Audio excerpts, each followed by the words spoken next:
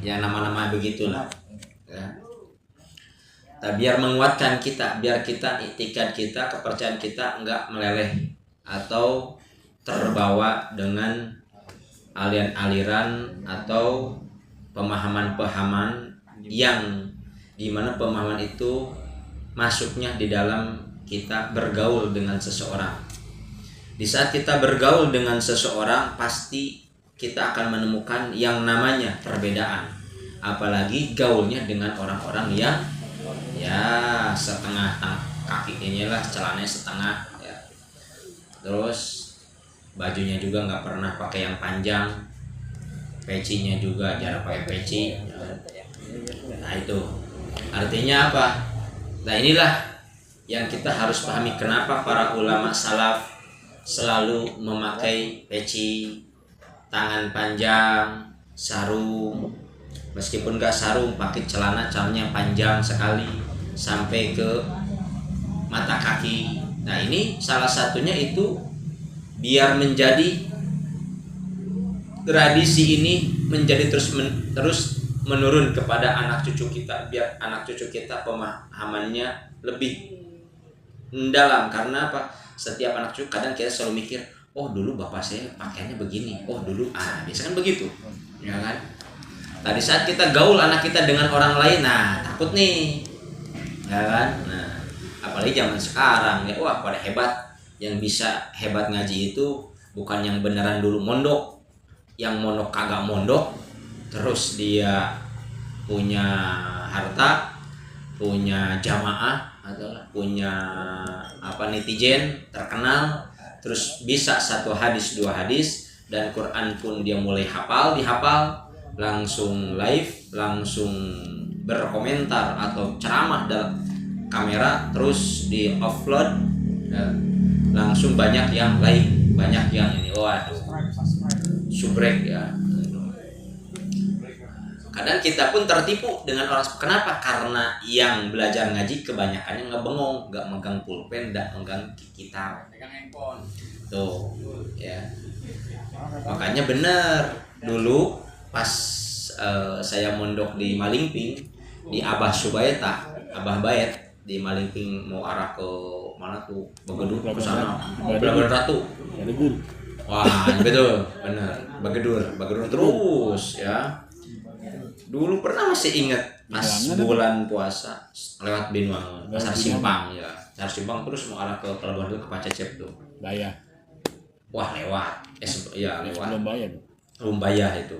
Kalau dari Benua terus. Kok tahu sih gitu tempatnya? Kok tahu saya. Ya. Dulu pas buka puasa karena kalau mau buka puasa itu selalu manggil ya abah dulu ya. Ramondok. Kan cuman baru kepikiran sekarang ya, dulu mah cep, sebutnya cep aja karena orang Purwakarta ya. Ceng. Enggak, karena orang Sunda. Ya. Cep karena Asep gitu. Cep nih, liatin, kan suka makannya ubi-ubian nih, ubi ini. Nanti ubi ini nggak akan laku, Cep. Nanti yang laku itu yang sebutnya kalau bahasa Indonesia itu namanya? Bentuknya ubi tapi isinya bukan, ya? Bahasa Indonesia. Modern lah, bagus lah gitu kan. Casingnya bagus, dalamnya nggak ada, artinya begitu. Itu diibaratkannya dengan ubi rebus. Ya, nih ubi ini lihat, depannya gosong, Cep nih, tapi dalamannya manis sekali. Nah, nanti suatu saat nggak akan ada yang kayak gini. Nanti suatu saat ini bungkusnya bagus, dalamannya nggak ada. Dulu mah nggak ngerti ngomongin gitu. Ya mau kiai kali ya, kirain Abah Subaita saya mungkin ngerti ya, saya nggak ngerti ya kan. Apalagi pertama kali ke Banten bahasnya begitu. Sekarang baru paham. Ubi ya kan gosong kan, jelek kan luarnya, dalamnya kan manis. Oh ya kan, kalau kiai kan dibakar ubi itu ya kayak ubi Cilember. Kalau sekarang kan pakai oven kan, udah nggak, rasanya beda pakai oven. Beda kalau dengan api, rasanya itu beda. Itu kalau buka puasa Abah Subaita itu ubi kita buka tuh sama Abah nih, ya kan. Nih Ceng, nanti itu hidup manusia tuh akan seperti yang sekarang. Nanti suatu saat ini yang akan hebat tuh kulitnya yang bagus, dalamannya akan pahit. Nah, Apa artinya? Nanti itu udah nggak ada api. Mereka itu udah nggak mau belajar, nggak mau nyediain bambu, nggak mau capek, nggak mau nyari bambu. Artinya apa? Orang nanti itu akan nggak mau belajar lah, langsung bisa. Bener yang kenyataan. Makanya ingat mulu kok Abah Subaito omongan itu. Pas lihat sekarang media sosial, lihat muncul artis A, B, C, mondok di mana, ya, mengeluarkan hadis. Ya emang bener, cuman ya nggak nyambung aja itu kan. Tapi kalau yang belum tahu mah kan iya aja. Oh berarti bener omongan dulu guru kita seperti itu. Banyak yang bajunya bagus, ubinya bagus, tapi dalamannya akan pahit ceng nanti cek. Sekarang kenyataan, subhanallah, luar biasa. Itu kiai zaman dulu ya. Kiai zaman dulu itu ngomongannya aneh-aneh, cuma kita baru ngerti sekarang. Ya kan, lihat di HP lagi, kita di TikTok lagi, IG. Kiai ini lulusan mana? Mondoknya coba lihatin. Ya kan. Itu emang lah Allah selalu ngasih pemahaman kepada manusia yang tidak tersangka. Tapi kan jalannya harus capek dulu, nggak instan. Ya nggak seperti mie instan ya kan. Itu. Makanya sekarang yang laku itu adalah kiai yang nggak mondok tapi pintar berbicara. Dia nggak belajar sama sekali, nggak mengenal yang nama mangsi, nggak mengenal yang namanya tidur nggak pakai tikar, nggak mengenal yang namanya tumbila kalau bahasa di Kobong itu, nggak mengenal yang namanya nasi gosong, ya kan? Makanya sekarang, oh ya Allah, luar biasa. Itu omongan tahun 2004, sekarang udah 2026. Itu bahasa sekarang ketemu dengan orang-orang kayak gitu, begini benar ya, gitu kan. Artinya ya kita nggak menyalahkan orang, tapi salahin kita ya. Makanya wajar sekarang apa? Ekonomi sulit, hari ini pejabat pada dolim, wajar. Pas lihat kita nasul ibadah, kelihatan lah. Saya di akhir zamani ala ummati, ya kan? Kata Rasul, nanti akan ada masa yang dimana masa itu sebagian umatku ala ummati yafirruna minal ulama wal fuqaha, nggak mau ngaji kepada ustadz, kepada kiai, dan nggak mau ngaji kepada fuqaha itu ahlinya, nggak mau. Sekarang udah ramai tuh. Itu kata Rasul tuh di kitab Nasul Ibad. Nanti suatu saat akan datang masa umatku atau kita semua, ya kan, ya firru namil ulami, pada nggak mau ngaji kepada ulama. Itu ada ustadz kiai yang sekarang nih siapa? Wal fuqaha siapa? Yang istiqomah ngaji beneran, istiqomah ngaji terus itu, nggak mau hujan ngaji. Fuqaha itu orang yang benar-benar istiqomah, udah nggak mau kemana-mana, udah duduk aja udah nggak, ya kan? Kata Rasul apa? Akan dicoba dengan 3 cobaan bisalah si baliyatin, dengan 3 cobaan. Yang pertama apa? Ya rafa'ullaha, ya kan, akan diangkat oleh min kasbihim, barokatan min kasbihim, keberkahan kasabnya. Wajar hari ini ekonomi semakin sulit, bukan gara-gara perang, bukan gara-gara apa, kita sendiri yang gak mau ngaji kepada kiai, gak mau ngaji kepada orang yang beneran ngaji. Itu dicoba nanti 3. Sekarang kita merasakan sulitnya ekonomi. Yang ngaji sekarang bukannya nambah kaya, malah nambah menurun rata-rata. Kenapa? Itu ya. Yang kedua, ya kan? Nah ini kita menyambung kepada ahli sunnah wal jamaah. Ya kan, orang yang ahli sunnah wal jamaah di sini, itikat ahli sunnah wal jamaah selalu mengikuti para ulama. Nah ini kan nyambung di sini kan, wajib atas beriktikad dengan itikat ahli sunnah. Siapa ahli sunnah wal jamaah? Adalah kiai-kiai yang beneran ngaji, yang beneran belajar dulu, merasakan tidur yang nggak pakai bantal, tidur nggak pakai ini, kan beneran ngaji. Masak sendiri, ya kan, nyari makan sendiri, kan beneran ngaji. Tapi sekarang ustadz yang itu udah nggak laku. Kenapa? Nggak terkenal, miskin, nggak akan didengar oleh orang. Sekarang yang denger siapa? Wih, pasti yang udah punya nama, waduh, ya kan, yang udah kemana-mana, rumahnya kaya, pasti rame pengajiannya juga. Ngajinya apa? Bengong, nggak megang pulpen, nggak megang buku. Ya. Nah ini wasiat para guru, kalau ngaji nggak apa-apa 2 orang juga, yang penting yang ngajinya itu pegang pulpen dan buku, itu doang.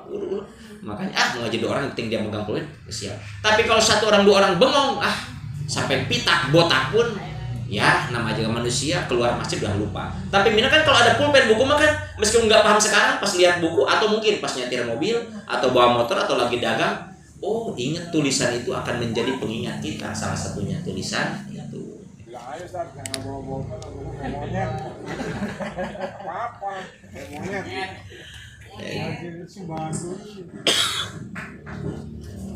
Ya. Makanya yang ngaji ke Abu Yamuk tadi nggak ada yang gak apa-apa, pasti bahwa kita minimal meskipun gak paham beli aja kita, kata Abu Ya dulu. Mau ngerti mau paham beli aja kita, siapa tahu kita dapat berkahnya daripada beli kitab itu. Ya. Kitab Abu Yamuk tadi kalau ngaji minggu 2 kardus ngaji kitab tamat dari halaman 1 sampai tamat, ya kan. Makanya Abu Yamuk tadi salah satu ulama yang jadi mufti madhab Imam Syafi'i di seluruh dunia. Asli orang kita, orang Sunda. Ya, tuh. Kan mufti. Bukan orang Tegal. Nah, ini mengikuti ahli sunnah wal jamaah ini kata Syekh Arsyad Al-Badani adalah orang-orang yang selalu mengikuti para guru-guru yang beneran ahli ilmu, makanya pas lihat kitab Nusul Ibad, lihat itu wajar, berarti nyambung.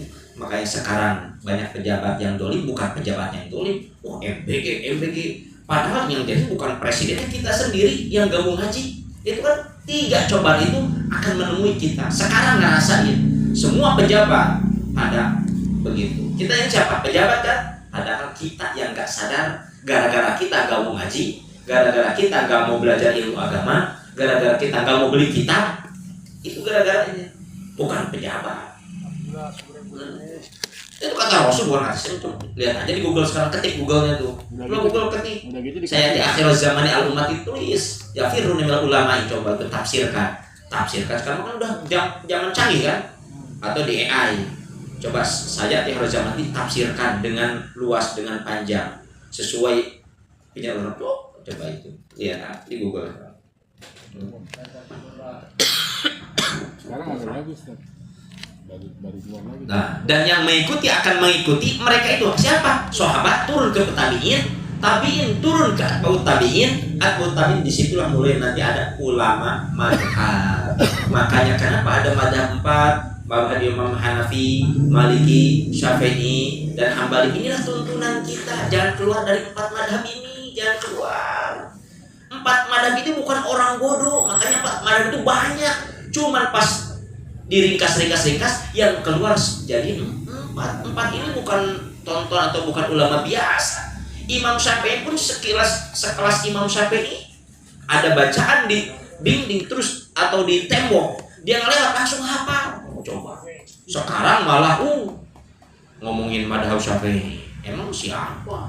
Emang Syafi'i kayak orang bodoh, makanya dijadikan madhab itu dia berarti bukan orang biasa. Padahal madhab itu di Mesir kan, kemarin saya pas tanya temennya, ada 18 madhab di Mesir. Makanya temen saya ada yang sholat kosor, jamaah kosor itu beda kabupaten udah bisa jamaah kosor. Iya kan? Kalau kita ngikutin ngaji nggak bisa lah, harus 80 kilo. Karena mungkin para ustadz terakhir yang belajar begitu, ya udah ikut, mungkin ada yang ngajarinnya. Salahin nggak usah. Ya, inilah yang jadi perbedaan kita. Ada perbedaan nggak harus ini. Yang penting dia benar-benar ngaji. Kalau dia benar ngaji ya kita, benar, kata siapa? Kata ulama anu, begitu ya sholatnya. Iya, beda kabupaten, dia orang Tangerang. Udah di Muhammadiyah Jakarta. Kalau dulu sholat udah tadi di jamaah. Ya udahlah, ya di sana. Ya udahlah kalau gitu. Karena dia beneran belajar ya kita. Coba kalau kita sekarang ya kan. Di madhab ngomongin madhab, padahal kita ngaji juga kagak ya. Kita pun kagak punya. Gitu. Ngedengar doang lah, namanya ngedengar. Ya kadang ustaz mau benar ngomong, kita yang salah dengar kupingnya. Ya, itu doang. Itu bahayanya kalau ngaji nggak bawa pulpen, nggak bawa kitab, itu doang. Ya. Dan mereka itu hingga hari kiamat wajib atasmu menjauhi sekali itikat bid'ah yang sesat seperti itikat segala kaum yang 72. Tanya, kata Nabi Musa, nanti itu ada pemahaman semacam agama Islam bisa mencapai 73, kata Nabi Musa tuh di atas tuh ya kan, yang baris kelima tuh ya kan, udah dijelasin itu kemarin. Yang selamat cuma 1, makanya di pas zaman Rasul, pas sahabat melihat Rasul lagi menggores tuh ya kan, menggores tanah ya, gitu. Menggaris lah, kalau kita menggaris-garis. Kata sahabat tanya, ya Rasulullah maksudnya apa kok menggaris ini? Kata Rasul, inilah jalan yang kamu harus ikutin. Meskipun banyak goresan saya gores, saya garis, tapi hanya satu yang akan diridhoi oleh Allah Subhanahu wa taala. Cuman kita itu semua juga mohon maaf di agama di Islam sebelah pun ngakunya ahli sunnah wal jamaah. Nggak ada yang mengerti dia sesat atau bidah, enggak, dia juga sama. Ya, menurut dia sendiri pemahaman tetap aja dia benar. Salah jangan. Kita harus punya diri sendiri, etika diri sendiri. Saya akan ikuti Wali Songo, saya akan ikuti para ulama. Syekh Hasan Al-Banjari saya akan ikuti, Habib Usman saya akan ikuti, Syekh Nawawi saya akan udah itu. Tapi kalau kita sok-sokan debatkan orang itu sampai pitak, sampai botak, sampai bangkotan pun nggak akan menang, ya kan? Kita nggak cukup dalam hati. Kita punya guru, punya kitab Syekh Hasan Al-Banjari, kita punya kitab Syekh Nawawi, kita punya kitab Habib Usman, udah cukup itu juga. Udah jelas sudah itu. Ya, ujung-ujung siapa? Wali Songo. Makanya di Surabaya itu saya boleh masuk Surabaya. Yang di Surabaya, di kubur Surabaya Wali Songo. Surabaya Gunung Muria. Gunung Muria. Surabaya Sunan apa Surabaya itu? Sunan apa satu lagi? Gunung Muria bukan? Surabaya. Gresik. Dua kan Surabaya kalau nggak salah. Aduh, udah jarang lah. Aduh.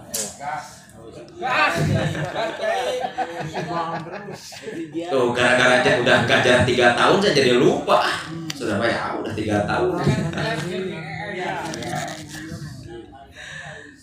Itu kan. Itu yang pertama mencetuskan kitab atau itu mulai Surabaya. Mencetak pesantren pertama adalah di Surabaya. Mencetak ada pondok, ada pesantren, ya kan? Itu di Surabaya. Tak ikutinlah kata guru-guru kita, ikutinlah, lihat kiblatnya di Surabaya itu adalah Sunan Jama Surabaya, lupa lagi. Satu lagi Sunan Bonang.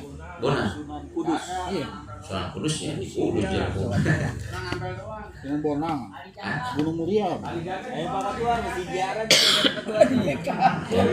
Tadi saat Rasul menggaris-garis tanah, sahabatnya selalu nanya ada apa maksudnya. Inilah nanti itu suatu saat akan banyak pemahaman-pemahaman yang ngakunya dari saya, yang menggoresnya saya, ngakunya dari Al-Quran, tapi dia nggak beneran mengkaji atau mendalami, benar-benar belajar. Dia cuma hanya melihat, mendengar aja. Waduh, gitu ya. Makanya di situ setan memanggil kepada jalan itu, artinya ada yang menipu atau ada yang membawa kita dari hal-hal yang mungkin menurut dia benar, tetapi taunya jalannya salah. Sesuai dengan firman Allah, wa anna hadza sirati mustaqima fattabi'uhu wa la tattabi'us subula fatafarraqu bikum an sabili. Nah, inilah salah satu dalil kuat Syekh Hasan Al-Banjari menukil kitab ini di dalam kitabnya, dalam kitab Tuhfatul Raghibin. Kita harus mengikuti para ulama. Salah satunya saya nulis di sini, jangan lepas daripada kita mempunyai kitabnya, pegang pulpennya, pegang bukunya. Itulah ciri orang-orang yang disebut ahli sunnah wal jamaah. Ahli sunnah wal jamaah itu bukan yang kunut, ahli sunnah wal jamaah itu bukan yang tahlil, ahli sunnah wal jamaah itu bukan yang, tetapi dia mau belajar terus memakai kitab-kitab para ulama terdahulu yang sadarnya jelas. Wallahu a'lam bishawab. Ayo, ada pertanyaan?